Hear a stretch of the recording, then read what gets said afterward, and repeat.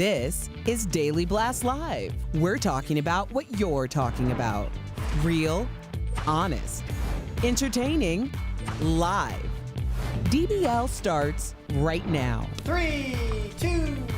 Welcome to Daily Blast Live. It's Monday, January 6th. I'm here with Stephanie, Brandon, Erica. I'm Jeff. Reunited, and it feels so good. We're finally all together. Yes, we are. The gang's all here, y'all. Yes, you were gone on vacation for a long time, and then when you came back, you left. You were gone. I know, yeah. I was in Mexico. Erica, what were we wanting thinking? to just Left the hang lads out. holding the fort. I know. Seriously. Hey, we're still on the scary air. We're thing. still on the edge, just. Happy 2020. All right, let's get this crush thing it, guys. Everyone is talking about the Golden Globe Awards. Ratings were down, but we're bringing you the biggest moments you might have missed, starting with host Ricky Gervais. Let's watch. You all look lovely, all dolled up. You came here in your limos. I came here in a limo tonight, and the license plate was made by Felicity Huffman. So, no. Shush. Once upon a time in Hollywood, nearly 3 hours long, Leonardo DiCaprio attended the premiere, and by the end, his date was too old for him. So,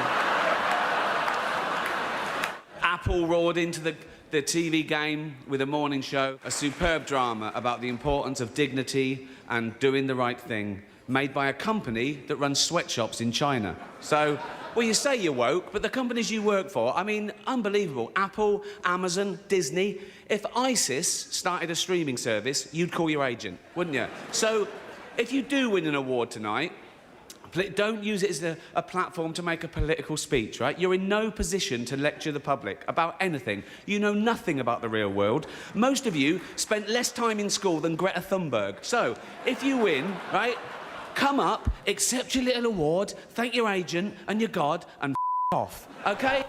And check out Tom Hanks during Ricky's speech. That's making its round on social media. But before we get to the big winners, how do you think Ricky did? Because I think he killed it. I'm completely in agreement with you. I love Ricky Gervais. I love how outlandish he is. He does say some things that ruffle some feathers, but that's his character. That's what we know him for. And I think there's a reason why he was there for 2 years and then it completely slumped in 2013 because he didn't host it. He came back for the next two, and then this is sadly his last year. So, I don't know. Good luck to who takes it on next year, is all I'm going to say. In a PC world, people want someone that doesn't have a filter, and he came and he delivered. Because when I'm talking to some of my friends through social media, Twitter, asking people like, hey, what's the highlight so far? And this is almost an hour and 30 minutes into the show. They were sending me clips of Ricky Gervais's, sending me clips of that speech all over again. Because what did he do? He called out a fake woke Hollywood, and that's what your everyday normal people, that's what they believe. So he definitely crushed it. Well, you have to consider that there was a lot of backlash the first time that he hosted, and there was a reason why he didn't. They tried him again. There was a reason why he wasn't there. So the actors who are actually attending these events now are really opening themselves up to a soft roast. They're in on it too, so then it makes it a little less uncomfortable for the audience. Right. Yeah, I thought he did a fantastic job. I was hoping that's what he would do. He did it, and I was hoping he comes back, but we'll see. Yeah. We'll see. He said he's done, but we'll see. But now to the big winners of the night. Once Upon a Time in Hollywood took home the Best Picture Award for musical or comedy, Best Supporting Actor for Brad Pitt, and Best Screenplay for Quentin Tarantino. Best Motion Picture Drama went to the war film 1917, which was a shock, and Sam Mendes won the award for Best Director. And Renee Zellweger is back and better than ever. She won Best Actress for playing Judy Garland in the movie Judy. And no surprise here, Joaquin Phoenix won the Best Actor award for Joker. But a lot of people are talking about this moment on his way to the stage. Everyone was standing up except for, that's Queen Bee down there. Is she throwing shade, Erica? What's she doing?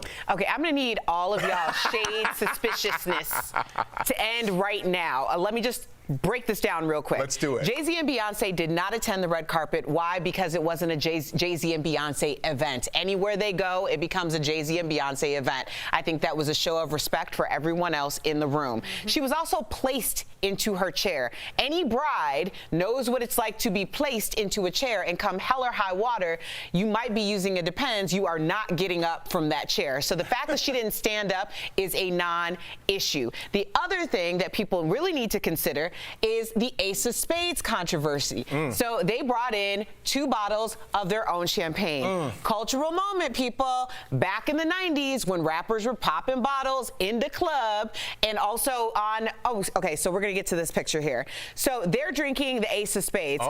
Reese leaned over and asked Beyonce for some Ace of Spades, and they obliged and gave her some. But here's a history lesson.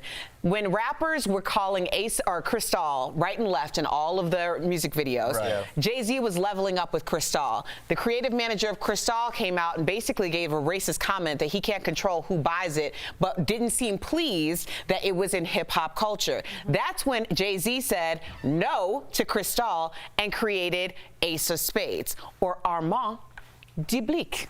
Did you get that right? You're trying so hard to get that right. There you go. Can we take 2? Go. Armand Brignac. There we go. My dad's going to be so pleased. 5 years of French, and that's all I can do. That was pretty good. So yes, I think that it's much to do about nothing. Yeah, I was just going to say she didn't like the movie.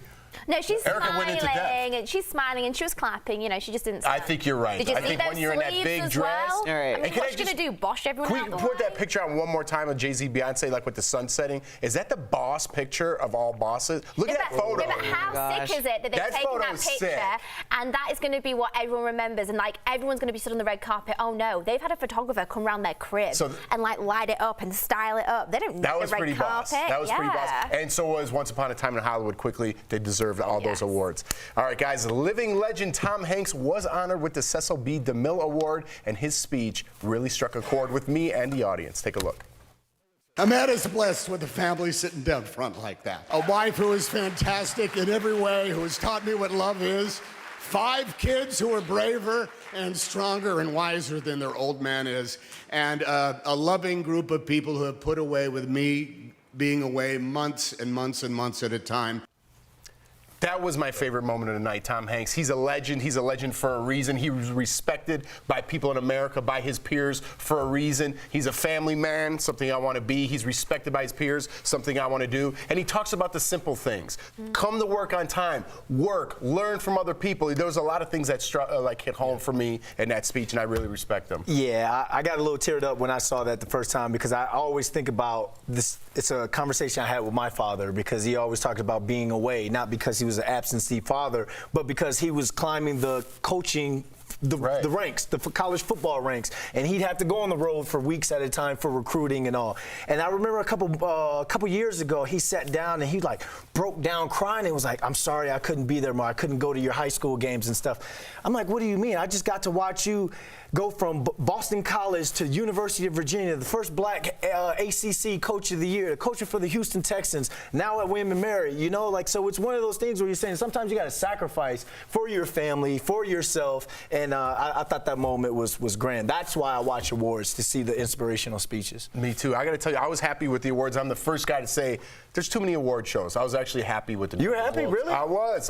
Dang. Now there's about 16 more coming up, so we'll see if I It's award season. It's award season for sure. All right, guys, another big moment. Ellen DeGeneres accepted the Carol Burnett Award for Achievement in Television. SNL cast member Kate McKinnon introduced her with a touching speech about inclusivity. Let's watch. And if I hadn't seen her on TV, I would have thought, I could never be on TV. They don't let LGBTQ people on TV. Thank you, Ellen, for giving me a shot. There is no greater feeling than when someone tells me that I've made their day better with my show. People watch my show and then they're inspired to go out and do the same thing in their own lives. They make people laugh or be kind or help someone that's less fortunate than themselves. And that is the power of television, and I'm so, so grateful to be a part of it. Are those her real ears? Brandon thinks she looks like an elf. Why are you going to throw me under the bus? You know what like it is? that? Said that. I Well, think you agreed, so just say Really? you thought that. You just got an listened award? to that speech, and after all of the heartfelt things that you felt about Tom Hanks, all you did was look at her and say, "Are those her real ears?" I can't help it. It was just unproportional. Like, my bad. Like, It's the haircut. It's Wow. the haircut. What do you That was majorly weak sauce. what is this weak sauce thing? I'm not a chicken nugget. Like, what is weak sauce? You're weak sauce, and you're stirring all the weak sauce. That was. I was going to give her props too. Oh, my bad. Well, go ahead. I'm just going to skip over that moment because Ellen is a fantastic person. I think what she did, what she does for her community, what she does for people around the world with what she does on her show is amazing. She went through a lot of stuff in 1997. She had her show taken away for coming out as gay, and I feel like the success that she's having now is because of the lows that she's had back then. Absolutely. It's unfortunate that none of that matters because Brandon thinks that her ears are disproportionate. Keep on, she's going to hear you. Keep on throwing shade at me. She's going to hear you. Another one? You went in deeper? Because she's talking about weak sauce. So I can't support this, it's Steph. 2020. Help us out over here. Help me out. Since you threw me under the bus. What? You didn't. No one threw. I didn't. Let me explain to you what being thrown under the bus means. Mexico. Say that means that you were just standing around minding your own business, and someone was like, "Hey, Brandon," and throws you under the bus. You crawled under the bus and then allowed the bus to boop boop boop boop twice. That was you. Twice. That was you. I miss you, girl. Oh my God. Happy 2020. Wow. If there's any sort of like Swifties for the internet with Ellen DeGeneres, come on, don't send them out. The cobblers. Well, you better steer them away from Brandon in 2020. All right, guys, more Golden Globes coverage on the way, but next, our fashion expert, Stephanie Jones, shows us the winners and losers on the red carpet, and later, we're talking with Michelle Monaghan, the star of the new religious thriller Messiah on Netflix. Find out why it's one of the most provocative shows ever made.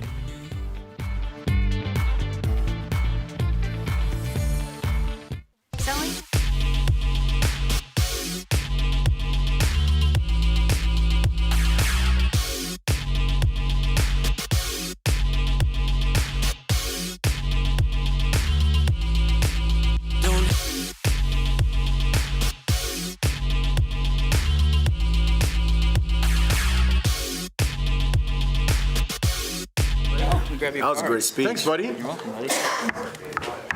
How are we today, y'all?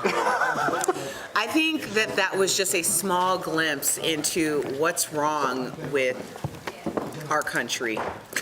Wow, you gonna put the country's problems on me? She took it all the way there. You know who we have in office right now? And you're gonna male toxicity. Looks at a woman. A man gives a speech that was heartfelt and resonated with this person, and he was all feeling it, talking about his dad, brought us all in. A woman gives a speech from her perspective, talking about her experiences, and all we can do is reduce it down to what she looks like. That's a problem you might want to work on. It's time for my rebuttal, and that is what's wrong with this country right now. You can't say anything about anybody anymore. It's the first thing that popped up in a lot of y'all's heads, so don't sit there and try to be like, oh, Brandon, you're the... I thought she had a great speech, but I'm looking the entire time. It's my first time seeing it for the day, and I'm like, wow. And, you know, we had to lighten it up a little bit around here, so throw me under the bus. It's all good. I miss you, Erica. Those two are like siblings trying to get the last word in. I love this show. Jeff and Stephanie, too. That was a good comment. That was from Lydia. Cheryl writes, Brandon, you threw yourself in front of that bus, and you need to apologize to Stephanie. No. Because Stephanie agreed with me. She was like, I know. She was you know what he just pulled? He just pulled, what was her name yesterday when she messed up the teleprompter and blamed it on Jennifer Aniston? No, the girl. What's her name? Oh, no, she has the accent for Modern Family. Sophia Vargas. No, Vergara, yeah. Vergara. She messed up the teleprompter and blamed it on the guy. She goes, that was my line. The guy's like, what? That's what he just did right there. He pulled the Sophia Vergara. Yeah.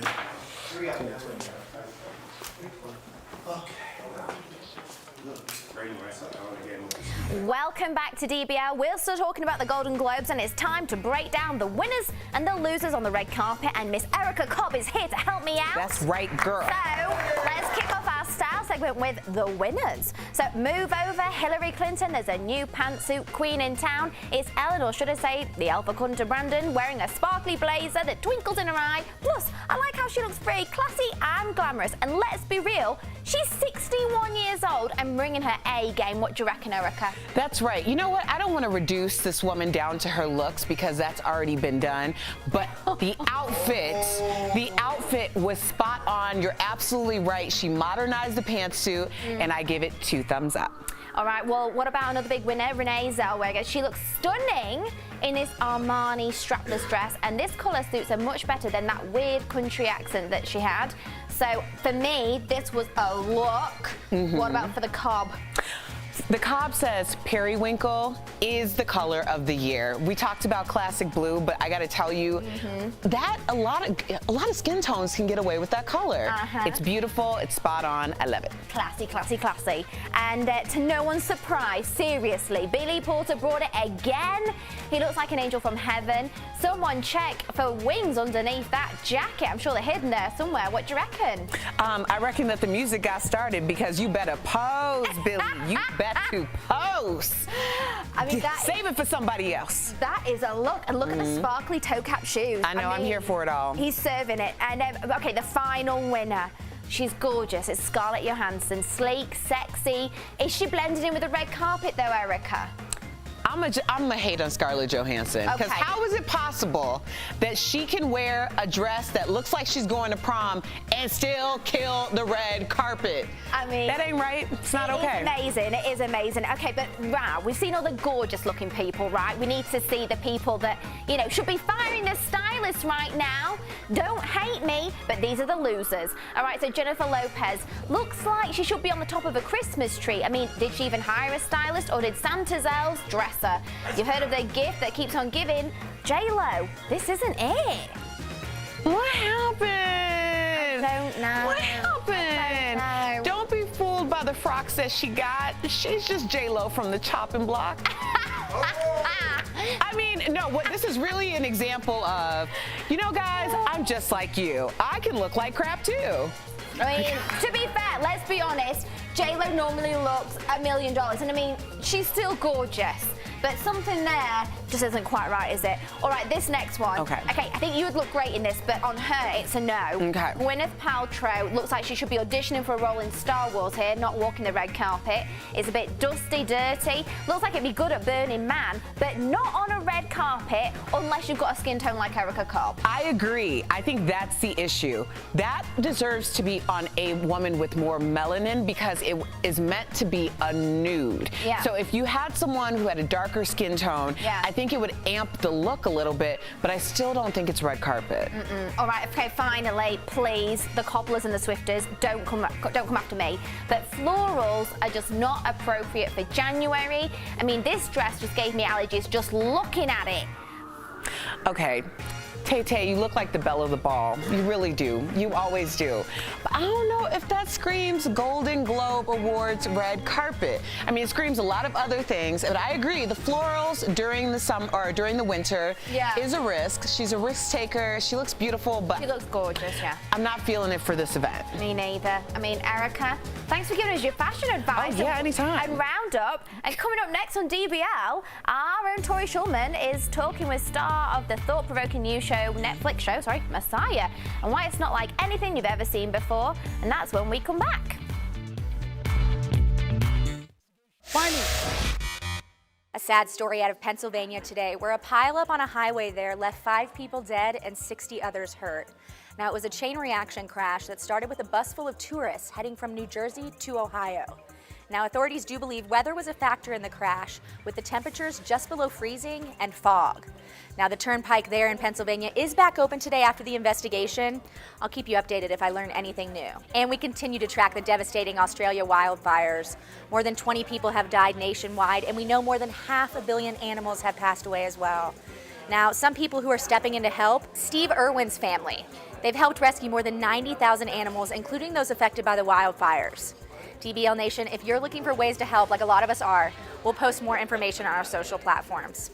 This has been Fast Blast for you. Make sure you tune in throughout the rest of the breaks. I'll keep you updated with all the breaking news. Bye now. To say the U.S. and Iran have a strained relationship is a huge understatement. But how did things get this bad? let's connect the dots. The tensions between the two countries go all the way back to the 50s, when U.S. and British spies helped get rid of Iran's democratically elected prime minister, helping install the Shah, who had a very friendly relationship with the West. He was not as popular at home, though, and by 1979 there was an uprising in Iran. Most Americans will probably remember that because, as part of the uprising, protesters stormed the U.S. Embassy, taking dozens of hostages. They were held for over 400 days. By the early 2000s, America had learned Iran had a secret nuclear weapons program and, along with allies, imposed sanctions on the country. Those sanctions took a toll, and by 2015, Iran agreed to a deal, scaled back their nuclear ambitions in exchange for lifting those crippling economic sanctions. But by 2018, President Trump backed out of the nuclear deal.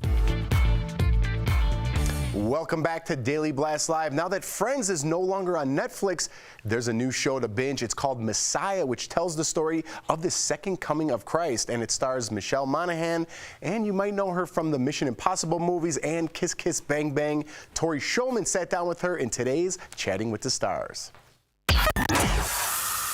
Welcome, Michelle, to Daily Blast Live. Now, the holidays are over, but you're looking super festive, as is my lipstick. But we do have to ask, there's always a discussion about whether Die Hard is a Christmas movie, but we want to know your opinion. Is Kiss Kiss Bang Bang a Christmas movie? It is. Thank you. It is a Christmas movie. Okay, thank you. We didn't mean it for it to be a Christmas movie, So but it it is. You know, it's made the Christmas list for the last 2 years now. It's a fun Christmas movie. Good. We got your seal of approval. I'm putting it in the list. So let's talk about your new Netflix show, Messiah. I'm super interested. We don't know who he's associated with. He could be creating an army, or he could be leading them to their death. Are you worried that a show about a new Messiah could actually offend religious viewers, especially since you starred in The Path on Hulu, which was all about a cult? So you seemingly pick these bold religious shows. I'm so excited about this series specifically because it does represent a multitude of perspectives. You know, this isn't a series that purports to be biased over one religious or one belief system over the other. In fact, it's all about looking inward and about your own projections into the world. You know, one of the major drivers for me to do the show was that it was provocative and not offensive. I would never do anything that I felt would offend any group of people ever. So the character actually never calls himself the Messiah. It's everybody else's projections of him. Interesting. And I think that's really telling. All right, Michelle, what is the best way to watch Messiah? Should we binge it? Should we go slow? Should we watch it with friends, alone? I think one of the most important things that you can do with this show is to watch it with other people because it is provoking a conversation and a much needed conversation. I think we can all agree that we live in really divisive times. I think the most important thing is it allows the viewers to put themselves in someone else's shoes across the world. Which is why I like to binge watch shows that at least have some substance. And you're a good picker. Does that make sense? I think you're a good picker. Thank you. You're very welcome. You grew up in a tiny Iowa town. Who did you act alongside that made you just like, oh my gosh, this is the most starstruck I've ever been? I had one scene with Richard Gere in one of my very first films called Unfaithful. And I remember, you know, we finished my first day and Richard Gere gave me the thumbs up. And I still to this day, I'm like, Richard Gere gave me the thumbs up. Dude, that's you know, awesome. and at that point, I wasn't quite sure if it was something that I wanted to pursue for sure, but I was like, well, if Richard Gere is giving me It's good enough the for thumbs Gere. up, I'm going to give it a shot at least. Totally, that's right? amazing. Great story. Yeah. Thanks so much for being a good picker and a smart woman. Thanks again. Thank you, Tori. Great interview, Tori. We'll be right back.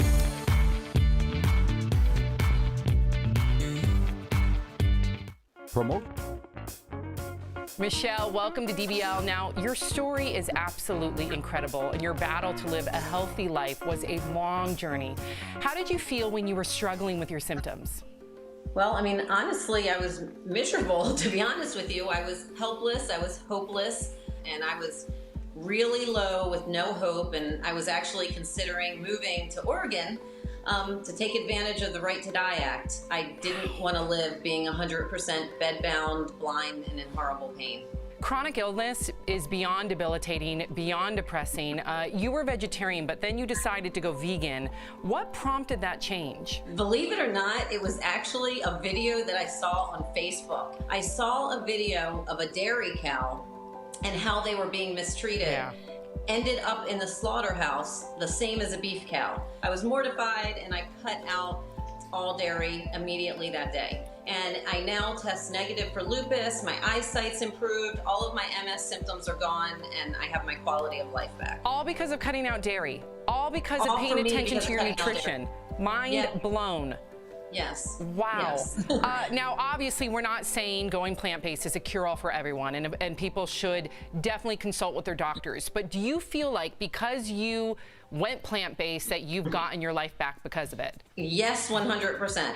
I went from being in horrific pain, legally blind, struggling to walk, and not being able to sleep, and serious depression and hopelessness, now to being full of energy, sleep like a rock, I'm pain-free, and I feel great. It's become such an oxymoron. Sometimes I'm embarrassed to say I'm vegan, and I hate that because for me, it's like I'm advocating for animals, I'm advocating for myself, my own health, for the environment, but you know, vegans tend to get a bad reputation, and that's frustrating. So what do you want to tell people about plant-based living? I am a huge proponent of the vegan and plant-based lifestyle. I'm vegan for animals, but I'm plant-based for health.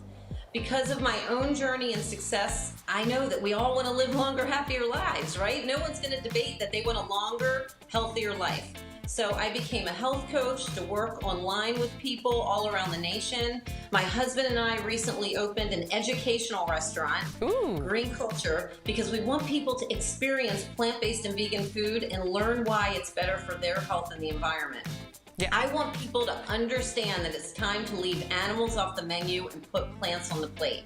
We need to realize so many great tasting plant-based food options available. It's time to start expanding our taste buds. I agree. I'm so thrilled to talk to you, and I'm so proud of your advocacy. You are a leader. I'm inspired by you. Thank you for sharing your story. I really, truly hope that it will impact people and save other people's lives. So, Michelle, thank you for joining us here on DBL. Thank you so much. Bye, girl. Thank you. Bye-bye.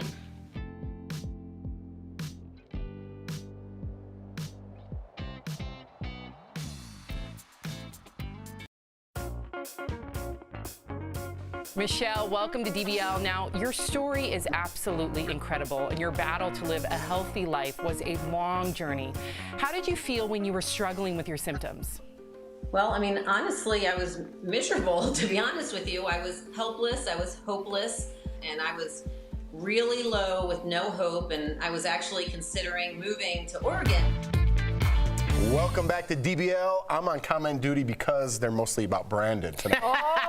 So we're going to start with Lydia Mazzullo. She writes in, those two are like siblings trying to get the last word in, meaning you two. And she writes, I love the show. Jeff and Stephanie too. So we're still involved. And Cheryl writes, Cheryl Han on Facebook writes, Brandon, you threw yourself in front of that bus and you need to apologize to Stephanie. We're talking about the comments, of course, that Brandon made about Ellen DeGeneres. We're not going to repeat those.